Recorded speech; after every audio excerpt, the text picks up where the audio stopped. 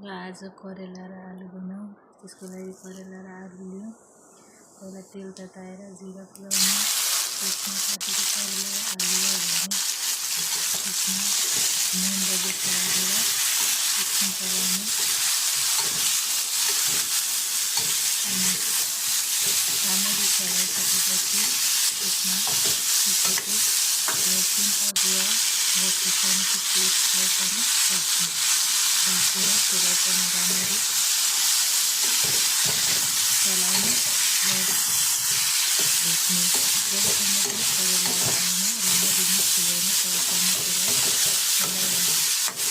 अनि केही बेरको लागि त्यसलाई चाहिँ टमाटर राखेर माथिबाट नचलाइकन छोपेर सानो ग्यासमा छोपेर राख्ने। अब केही बेरपछि टमाटर पनि पाक्छ र त्यो टमाटरलाई एकछिन राम्ररी चलाएर टमाटरलाई फेरि त्यो करेला आलुमा मिक्स गर्ने।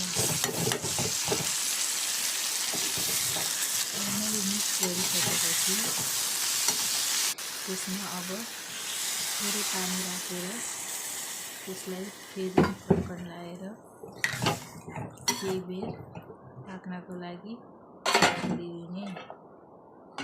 केही बेर पाक्नको लागि छोडिदिइसकेपछि अब करेला र आलु पनि राम्ररी पाकिसकेको छ।